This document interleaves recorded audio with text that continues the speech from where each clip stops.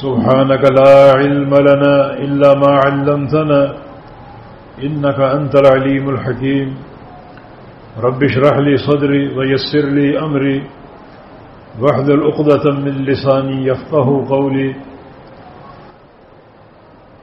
أما بعد فأعوذ بالله من الشيطان الرجيم من همزه ونفخه ونفسه بسم الله الرحمن الرحيم يا أيتها النفس المطمئنة يا أيتها النفس المطمئنة ارجعي إلى ربك راضية مرضية فادخلي في عبادي وادخلي جنتي.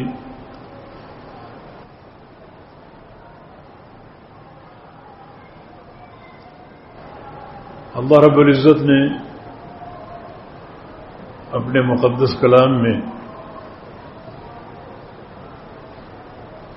ایک حکم ارشاد فرمایا ہے، کونوا مع الصادقین، کہ سچے لوگوں میں داخل ہو جاؤ اور شامل ہو جاؤ۔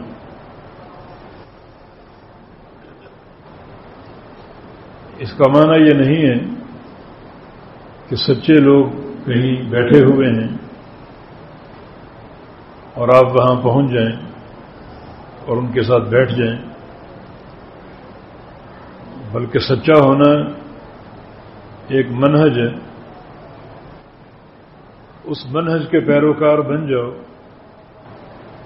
تو آپ ان میں شامل ہو جائیں گے۔ یہ موضوع قرآن و حدیث میں کئی مقامات پر موجود ہے۔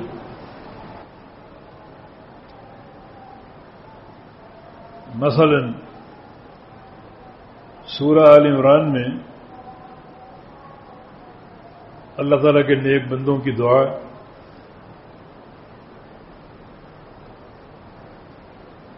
وَتَوَفَّنَا مَعَ الْأَبْرَارِ، اے اللہ ہمیں موت دے نیک لوگوں کے ساتھ۔ اس کے دو معنی ہیں، ایک یہ کہ ہمیں نیک لوگوں کے ساتھ زندگی گزارنے کی توفیق دے، اور اس طرح کہ آخری دم تک، حتیٰ کہ موت بھی ان کے ساتھ ہے۔ دوسرا معنی یہ ہے کہ ہمیں مرنے کے بعد نیک لوگوں میں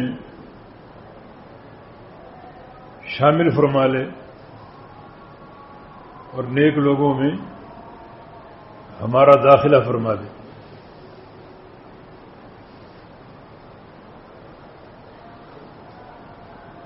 وتر میں آپ دعائے قنوت پڑھتے ہیں، اس میں بھی یہی طلب، اللہم اہدنی فی من ہدیت وعافنی فی من عافیت وتولنی فی من تولیت۔ اے اللہ مجھے ہدایت دے ان بندوں کے ساتھ جنہیں تو ہدایت دے چکا ہے۔ بڑی جامع دعا ہے یہ۔ ان بندوں میں انبیاء بھی ہیں، صدیقین بھی ہیں، شہداء اور صالحین بھی ہیں،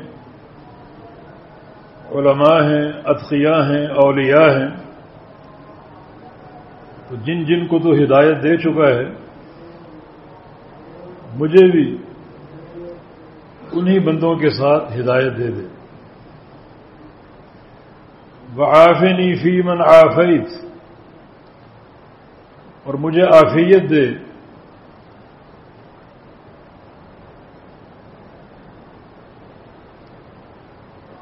ان بندوں کے ساتھ جنہیں تو عافیت دے چکا ہے۔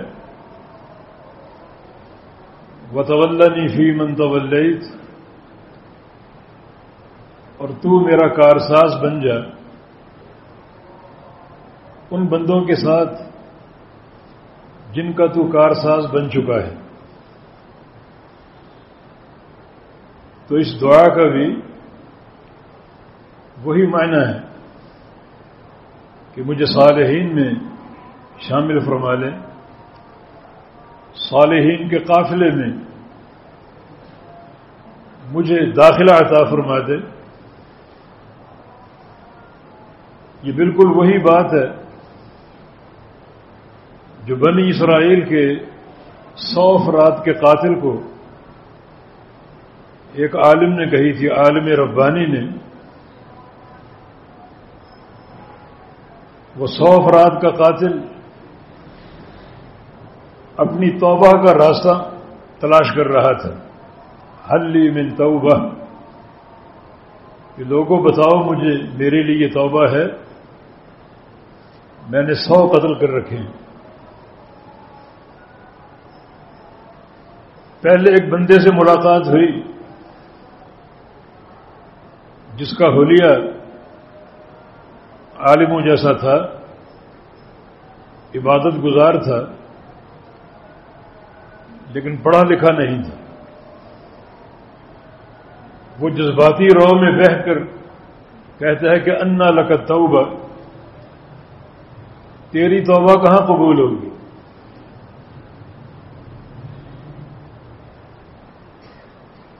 تو وہ جو قاتل تھا اس نے اسے بھی قتل کر دیا، جس کا معنی یہ کہ فتویٰ علماء سے حاصل کرو، اور بعض اوقات ایک شخص کتنا ہی نیک ہو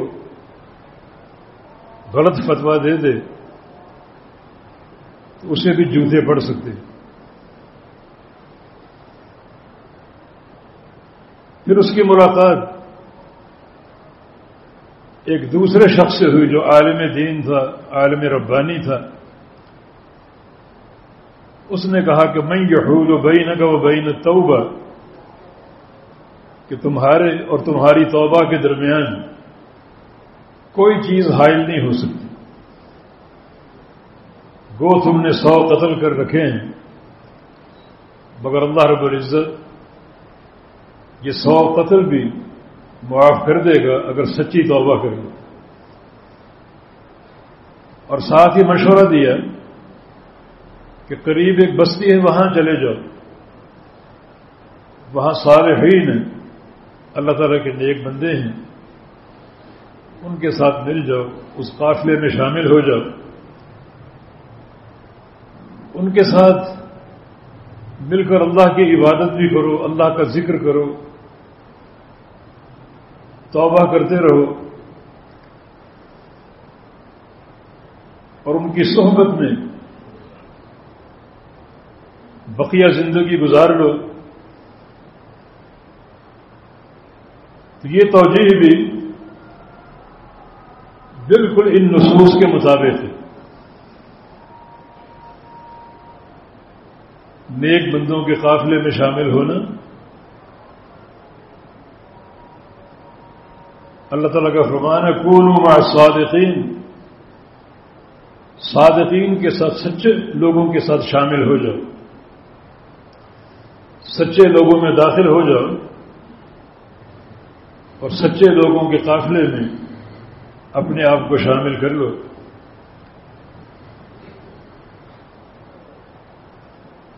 مقصد یہ ہے کہ جو سچے لوگوں کا منہج ہے اسے اپنا لو تاکہ تمہاری ان کے اندر شمولیت ہو جائے۔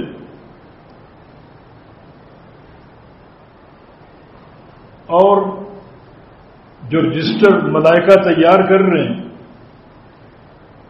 اس میں آپ کا نام اسی لسٹ میں شامل ہو جائے۔ وہ حبیب نامی ایک نوجوان علامہ ابن رجب بغدادی رحمہ اللہ نے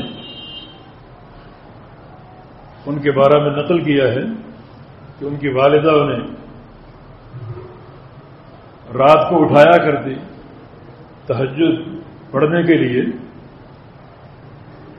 تو الفاظ یہ ادا کرتی کہ بیٹے اٹھو، صالحین کے قافلے روانہ ہو چکے ہیں، میں اور تو پیچھے رہ گئے، اٹھو ہم بھی اس قافلے میں شامل ہو جائیں، صادقین میں ہم بھی داخل ہو جائیں۔ تو مراد یہی ہے کہ ہم بھی ایسے لوگوں میں شامل ہو جائیں جو سچے ہیں، عقیدے کے، منہج کے، توبہ کے، عمل کے، اخلاق حسنہ کے، معیشت اور معاشرت کے ہر شعبے میں سچے ہیں۔ یہ سچائی کا مفہوم بڑا وسیع ہے، تبھی تو اللہ تعالیٰ کا فرمان ہے، قال اللہ ھذا یوم ینفع الصادقین صدقهم، کہ لوگوں سن لو قیامت کے دن صرف جو صادقین ہیں ان کا صدق، جو سچے لوگ ان کی سچائی ان کو نفع دے گی، جھوٹے لوگ کامیاب نہیں ہوں گے۔ اور یہ جھوٹ صرف زبان کا نہیں ہے بلکہ عمل کا، عقیدے کا۔ ایک شخص اگر تعلق باللہ کا دعویٰ کرے اور اللہ کے ساتھ شریک ٹھہرائے، وہ اس تعلق میں جھوٹا ہے۔ ایک شخص اگر نبی علیہ الصلوۃ والسلام کی محبت کا دعویٰ کرے اور باتیں کسی اور کی مانے، وہ محبت کے دعوے میں جھوٹا ہے۔ یہ صدق اور سچائی کا بڑا وسیع مفہوم ہے۔ تو کونوا مع الصادقین، سچوں میں داخل ہو جاؤ، سچوں میں شامل ہو جاؤ۔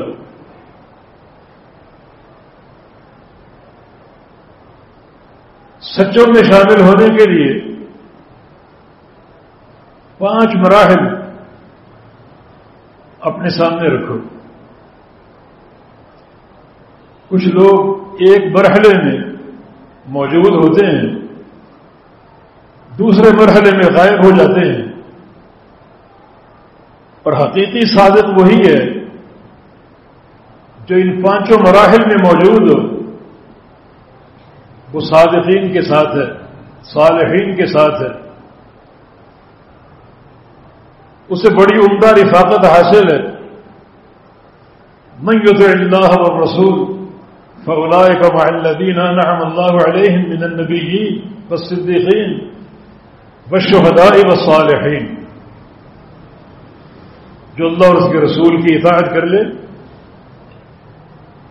وہ ان لوگوں کے ساتھ ہوگا جو اللہ تعالیٰ کے انعام یافتہ ہیں، وہ انبیاء ہیں، صدیقین ہیں، شہداء اور صالحین۔ وحسن اولئک رفیقا، یہ رفاقت کتنی عمدہ ہے۔ تو ان سارے نصوص کا ایک ہی مفہوم ہے، صالحین کی رفاقت، صادقین کی رفاقت، سچے لوگوں میں شمولیت اور اپنے نام کا اندراج سچے لوگوں میں کروا لینا۔ تو ہم نے 5 مراحل کی بات کی ہے۔ بہت کم لوگ ہیں جو صادقین میں شامل ہوتے ہیں ان 5 مراحل کے ساتھ، وگرنہ ایک ایک کر کے لوگ کٹ جاتے ہیں، اور جوں جوں یہ قافلہ آگے بڑھتا ہے تعداد کم ہوتی جاتی ہے، کیونکہ سارے مراحل کی استقامت کی توفیق بہت کم لوگوں کو ملتی۔ پہلا مرحلہ عمل کا، کہ اللہ تعالیٰ عمل کی جستجو دے دے، عمل کا جذبہ عطا فرما دے۔ چنانچہ عمل ایک ایسی چیز ہے کہ عمل کے اعتبار سے اس قافلے میں بے شمار لوگ داخل اور شامل، نیکیوں کا شوق ہے، عمل کی جستجو ہے، رغبت اور خواہش ہے. ایک بندہ اگر عمل کا شوق رکھے، عمل کی رغبت رکھے، تو اس پہلے مرحلے میں وہ صادقین کے ساتھ ہے. اس کے بعد دوسرا مرحلہ ہے کہ عمل جو ہے وہ عمل صالح ہو. اب یہاں بہت سے لوگ کٹ جاتے ہیں.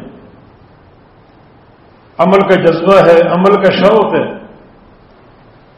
لیکن ان کا عمل صالح نہیں ہے. عمل صالح وہ عمل ہے جو عین مطابق ہو اللہ کے حبیب صلی اللہ علیہ وسلم کی سنت اور آپ کے طریقے کی. تو طریقے کی اتباع کرنے والے اور آپ کے منہج کے پیروکار بہت کم لوگ ہیں.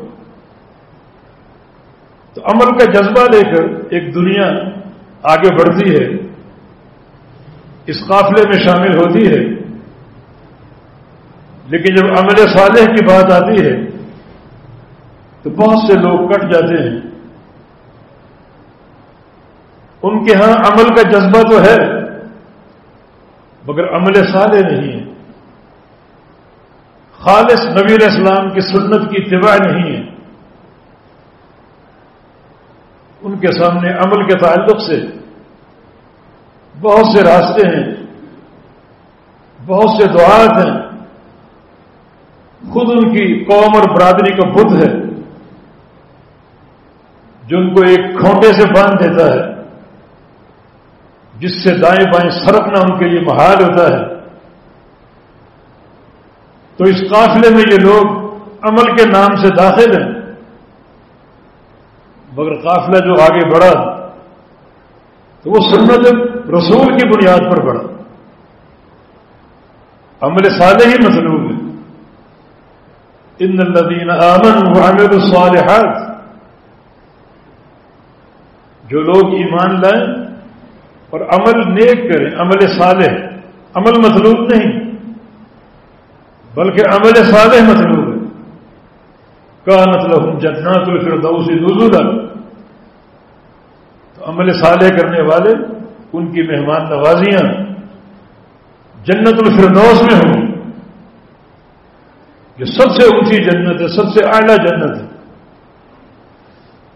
تو اس سب سے اعلیٰ جنت کے لیے ہر ایرا غیرہ عمل نہ کفایت کرے گا نہ مطلوب ہے. بلکہ یاد رکھو کہ بدعت کی راہ پر جو عمل کرو گے وہ آپ کو اللہ سے دور کرے گا، قریب نہیں کرے گا. بدعتی کے عمل کی مثال اس کتے کی مانند ہے جو صاف تالاب میں داخل ہو جائے، حوض میں داخل ہو جائے، بظاہر وہ نہا کر نکلے مگر کتا بھیگنے کے بعد، نہانے کے بعد اور نجس ہو جاتا ہے اور نفرت کے قابل ہو جاتا ہے. اسی طرح ایک بدعتی بھی عمل کرنے کے بعد، بزام خیش نیکی کے بعد اور نجس ہو جاتا ہے، اللہ سے دور ہو جاتا ہے.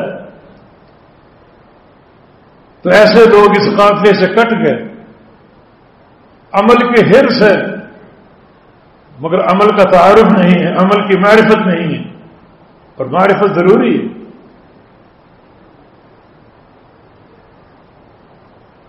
یہ بعض گاڑیوں کے پیچھے بڑے اچھے جملے لکھے ہوتے ہیں. کل ہم نے ایک جملہ پڑھا، راج اللہ کا اور رواج محمد کا صلی اللہ علیہ وسلم.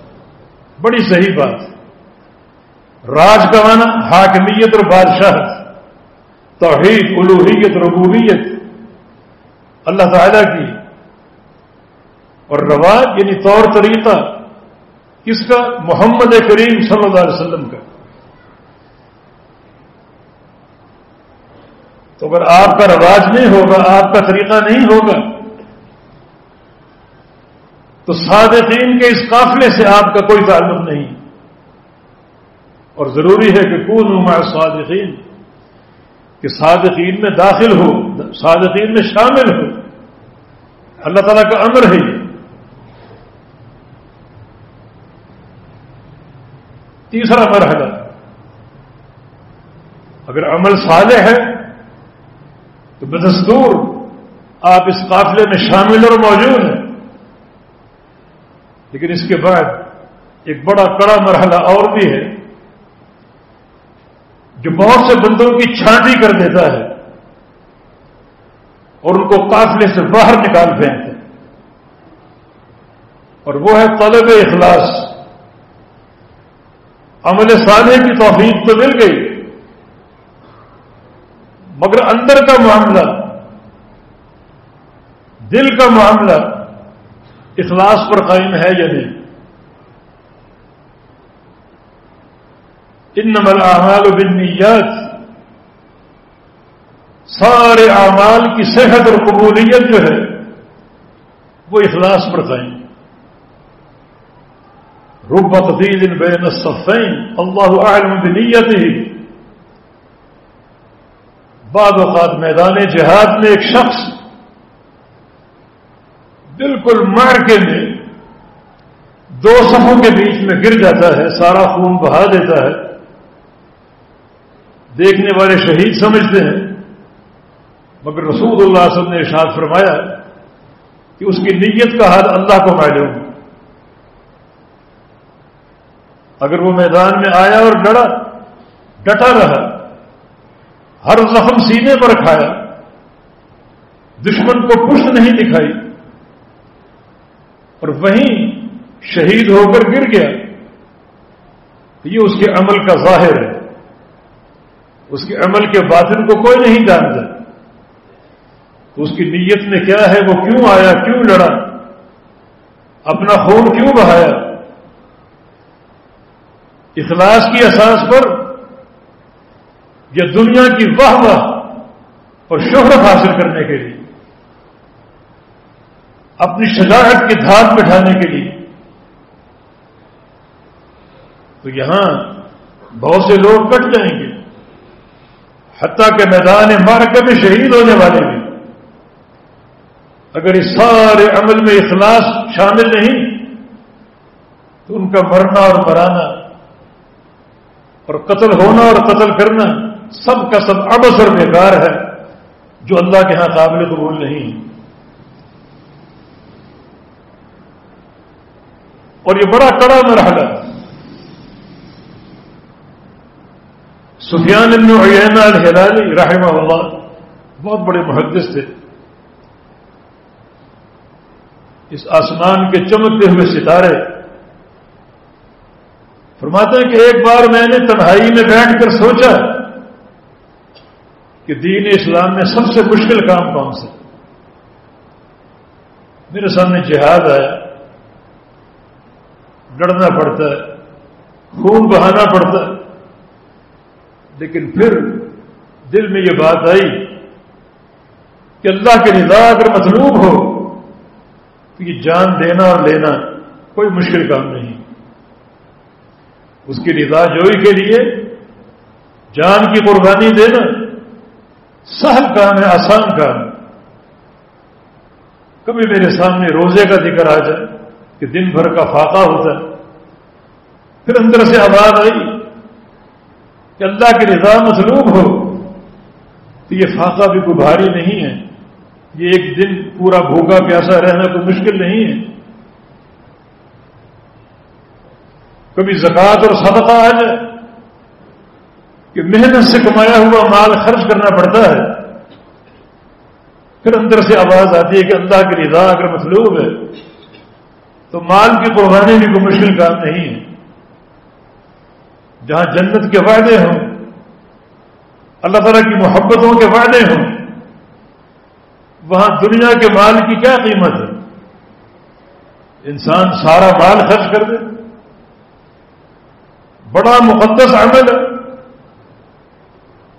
ابو دہدہ کی طرح کھڑے کھڑے سارا باغ جس میں 600 درخت تھے اللہ تعالیٰ کو دے دی،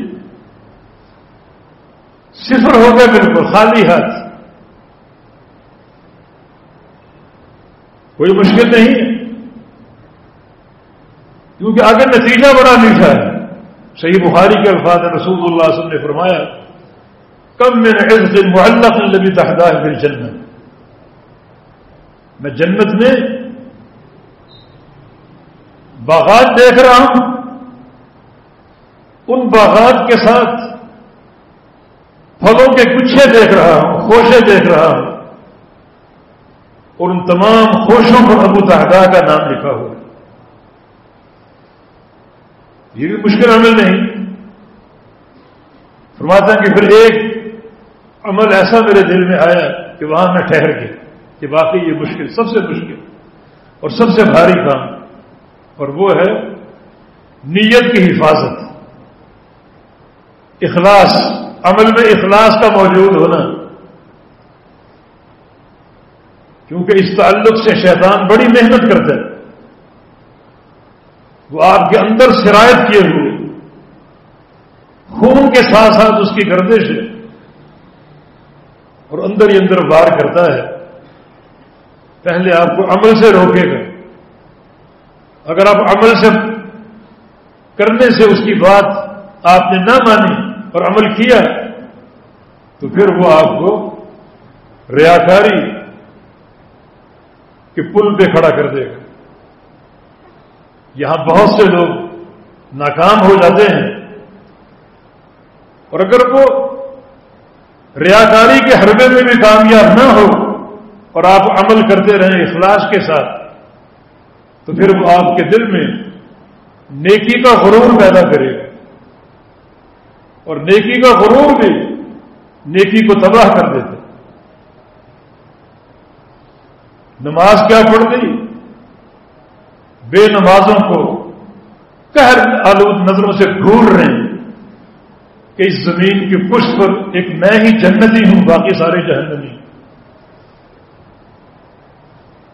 یہ بھی شیطان کا ایک حرب ہے. تو اس قافلے میں شامل ہونے والوں عمل کے بعد اور عمل صالح کے جذبے کے بعد اس عمل کی کامیابی کے لیے اخلاص پیدا کرو. یہاں بھی بہت سے لوگ اس قافلے سے کٹ جاتے ہیں، باہر نکل جاتے ہیں، اور ان کا شمار صادقین میں نہیں رہتا.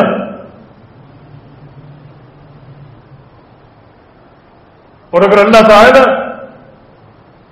عمل کے تعلق سے اخلاص کی حفاظت کی توفیق دے دے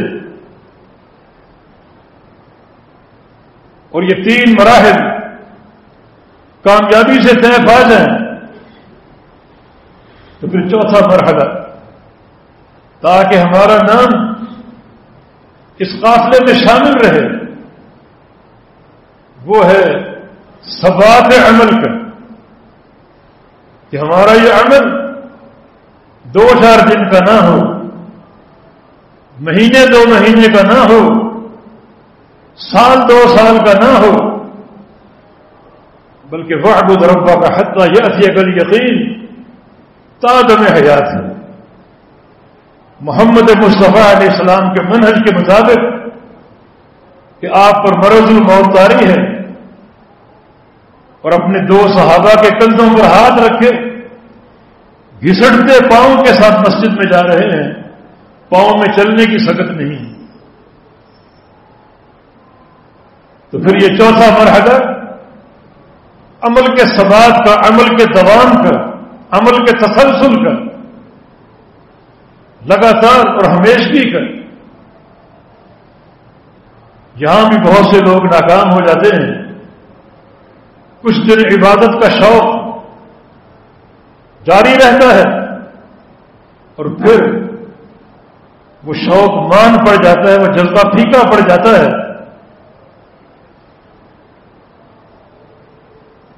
تو عمل کا دوام بھی مطلوب ہے. یہ صالحین اور صادقین کہ منہج کا ایک لازمی حصہ ہے.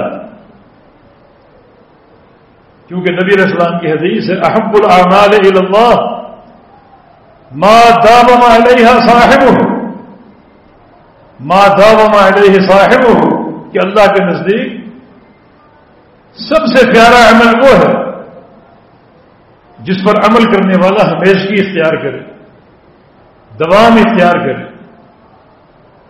اور اس کا وہ عمل 2-4 دن کا نہ ہو، بلکہ اس عمل کے لیے اس کا جذبہ ہمیشہ بیدار رہے، ہمیشہ جاگتا رہے، اس عمل کی استعداد ہمیشہ اس کے اندر قائم رہے، تو یہ اس قافلہ صادقین میں شامل ہونے کا ایک اہم منہجی پہلو ہے۔ پیارے حبیب کی سنت بھی، طریقہ بھی، بلکہ آپ نے سمجھایا کہ وَاسْتَعِينُوا بِالْخَطْبَةِ وَالرَّوْحِ وَشَيْءٍ مِّنَ الدُّلْجَةِ، عمل صالح کرنے والوں ایسا مسافر نہ بنو جو صبح سے رات تک چلے اور رات سے صبح تک چلے۔ کب تک چلے گا؟ آخر ماندہ ہو کر گر جائے گا۔ عمل کا تسلسل ٹوٹ جائے گا، کٹ جائے گا۔ ایسا مسافر نہ بنو، بلکہ ایسا مسافر بنو جو کچھ وقت صبح کو چلتا ہے ٹھنڈے وقت میں، کچھ وقت شام کو چلتا ہے، اور کچھ وقت جو ہے وہ رات کی تاریکی میں اپنی مسافت طے کرتا ہے۔ راحت بھی موجود ہے، سفر بھی جاری ہے، اور منزل تک رسائی بھی ہو جائے گی۔ ایسا مسافر بنو جس میں اعتدال ہو۔ اللہ تعالیٰ نے کہا عمل کثیر کی ڈیمانڈ کی ہے، عمل صالح کی ہے، اور نبی علیہ السلام کا عمل وہی عمل صالح ہے۔ اس عمل میں اعتدال ہے، وسطیت ہے، اس عمل میں ایسی کثرت نہیں ہے جو بندے کو ماندہ کر کے تھکا کر مار دے۔ یہ صادقین کے قافلے میں نام باقی رہے، اس کے لیے یہ مرحلہ ضروری ہے کہ عمل میں دوام ہو، اور دوام عمل کے ساتھ ساتھ ایک 5واں مرحلہ ہے،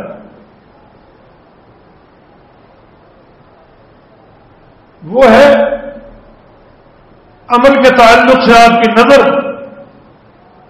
قبول عمل پر ہو۔ اللہ تعالیٰ کے حضور تضرع ہو کہ یا اللہ ان ٹوٹی پھوٹی نیکیوں کو قبول کر لے۔ نظر اس طرف نہ اٹھے کہ دنیا دیکھ رہی ہے، بلکہ نظر یہاں جم جائے، رک جائے، تھم جائے کہ اللہ تعالیٰ دیکھ رہے اور اللہ قبول کر رہا ہے یا نہیں کر رہا۔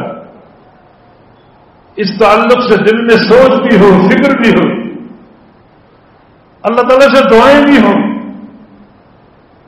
انما یتقبل اللہ من المتقین، اللہ تعالیٰ نے قبول کے تعلق سے ایک سرٹیفکیٹ جاری کیا ہے کہ ہم صرف متقین کی نیکیاں قبول کرتے ہیں۔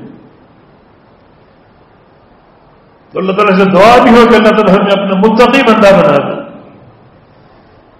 جن کے سجدے قبول ہوں، جن کی نمازیں قبول ہوں، جن کے روزے اور صدقات قبول ہوں۔ ہماری نظر عمل کے ظاہر پر مرکوز ہوتی ہے، بس دنیا دیکھے، تعریفیں کرے، واہ واہ کے ڈونگرے برسائے، ہم خوش ہو جائیں، میڈیا پر عمل آ جائے، اخبار میں خبر چھپ جائے، ہم خوش ہو جاتے ہیں۔ لیکن یہ گھاٹے کا سودا ہے اللہ کے بندو۔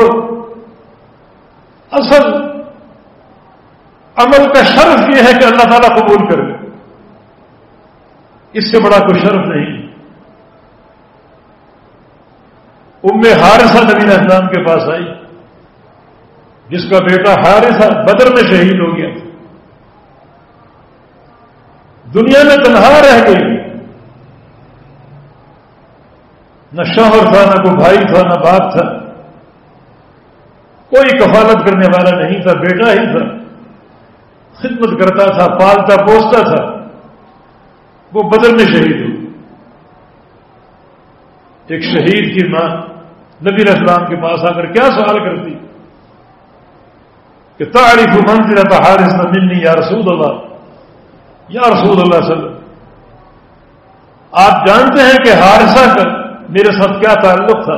اکلوتا بیٹا تھا، خدمت گزار تھا، کھلاتا پلاتا تھا، دیگر خدمتیں انجام دیتا تھا، وہ اللہ نے لے لیا اور بدر کے میدان میں شہید ہو گیا۔ میرا سوال یہ کہ ان کان فی الجنت اصبر واحتسب وان کان فی الاخری تراما، کہ میرے بیٹے کو اللہ نے قبول کیا یا نہیں کیا، میرے بیٹے کی قربانی اللہ نے قبول کی یا نہیں کی۔ اگر اللہ نے قبول کر لی پھر میں صبر کر لوں گی، مجھے قرار آ جائے گا، اور اگر اللہ نے قبول نہیں کی، بیٹا بھی چلا گیا اور اللہ تعالیٰ نے بھی اس کی قربانی کو مسترد کر دیا، تو پھر میں صبر نہیں کر پاؤں گی، ترا ما اسمع، پھر یہ ممتا تڑپ اٹھے گی اور صبر کے بندھن ٹوٹ جائیں گے، پھر دنیا دیکھے گی میں کیا کرتی ہوں۔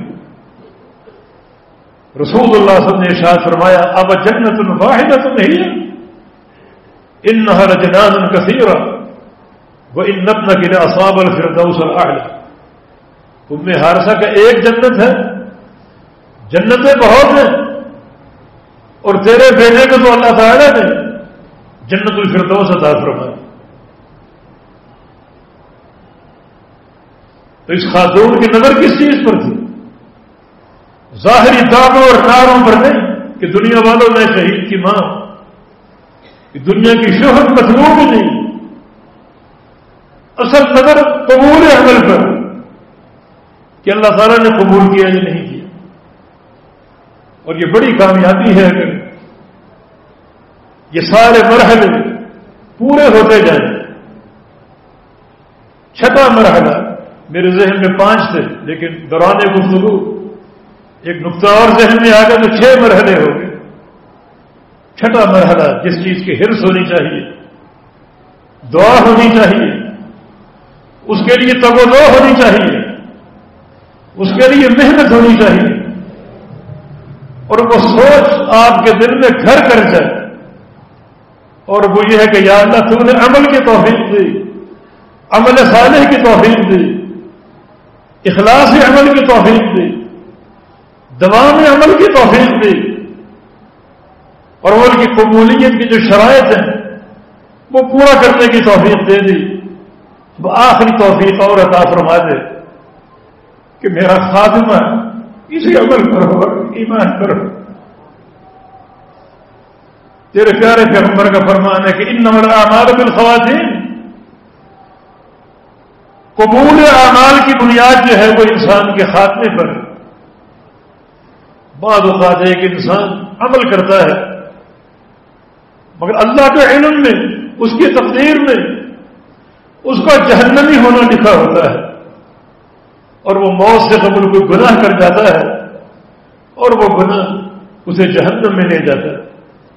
اور بعض اوقات ایک انسان بدکار ہے، فاسق و فاجر ہے، مگر اللہ کے علم میں اس کا جنتی ہونا لکھا ہوتا ہے، اور موت سے قبل اللہ تعالیٰ اسے کسی نیکی کی توفیق دے دیتا ہے، اسی نیکی پر اس کا خاتمہ ہوتا ہے اور وہ جنت میں داخل ہو جاتا ہے۔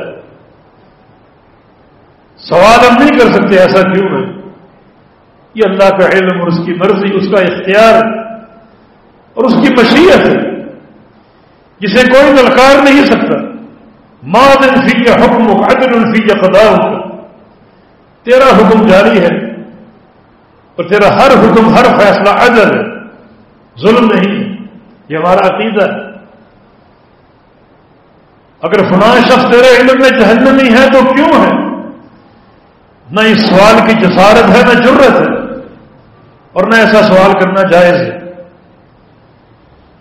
تقدیر اللہ کا علم ثابت ہے جس پر ایمان لانا ضروری ہے۔ تقدیر اللہ کا راز ہے، اس راز کو کریدنا نہیں چاہیے، بس مان لو اور قبول کرو۔ تو انسان کے عمل کا مدار اس کے خاتمے پر،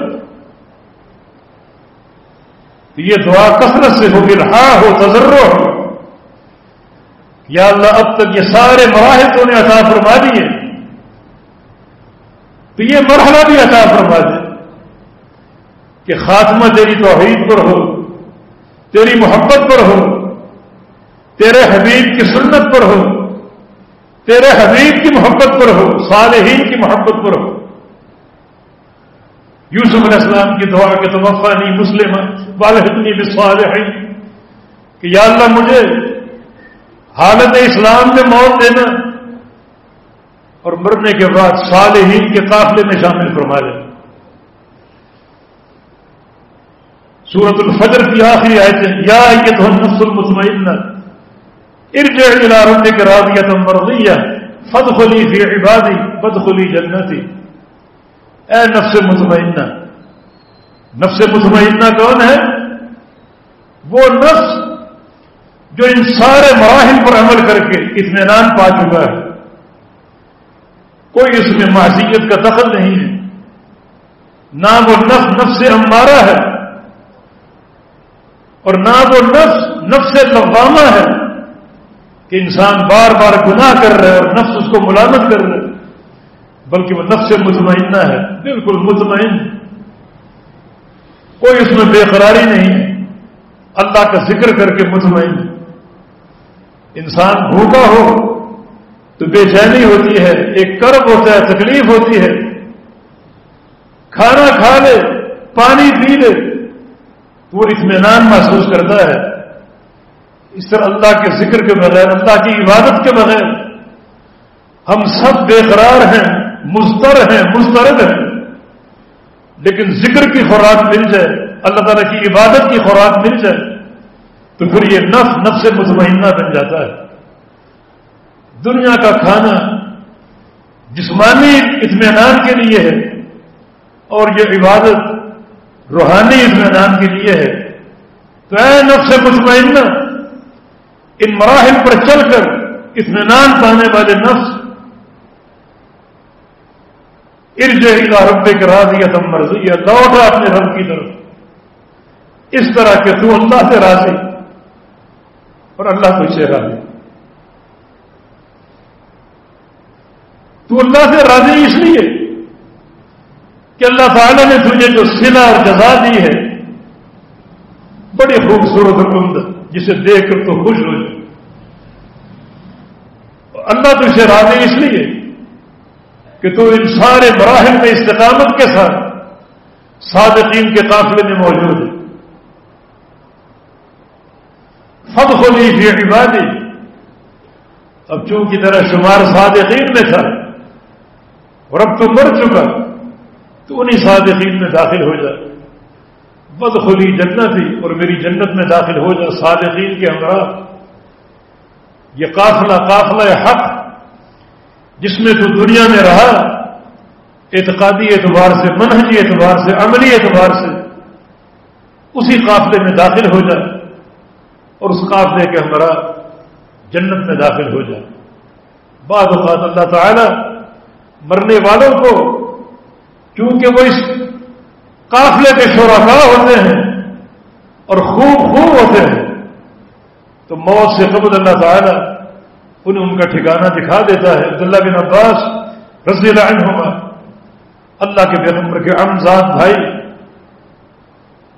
بہت بڑے عالم، متبحر، عمل کا پہاڑ، عقیدے کا اور منہج کا پہاڑ، ان کا آخری وقت طائف میں آیا اور ان کے شاگردوں کا حلقہ ان کی چارپائی کے ارد گرد موجود تھا۔ اللہ میں اپنے کثیر نے نقل کیا کہ ان شاگردوں کا بیان ہے کہ ہم نے جب ان کی روح قبض ہو رہی تھی تو فضاؤں میں ایک آواز سنی، یا ایتھا النفس المطمئنہ ارجعی الی ربک راضیۃ مرضیہ فادخلی فی عبادی وادخلی جنتی۔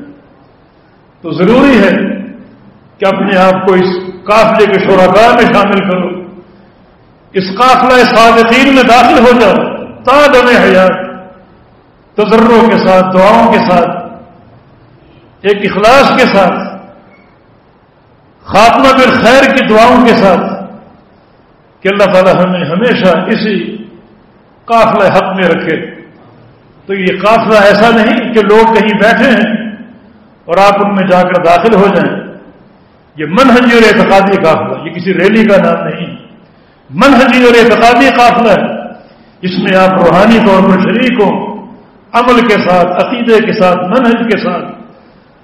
تو اس قافلے کے راہی عرب میں ہوں یا عجم میں ہوں، مشرق میں ہوں یا مغرب میں ہوں، آپ ان کے ساتھ ہیں اور وہ آپ کے ساتھ ہیں۔ اللہ تعالیٰ سے توفیق کی اصلاح بھی کرنی چاہیے، اور اس قافلے صالحین میں، صادقین میں ہمیشہ برقرار رہنے اور موجود رہنے کی طلب بھی ہونی چاہیے۔ یہی کامیابی کا اصل زینہ ہے اور اصل راستہ ہے۔ توفیق اللہ تعالیٰ دینے والا ہے۔ اقول قولی ھذا واستغفر اللہ لی ولکم وآخر دعوانا ان الحمد للہ رب العالمین۔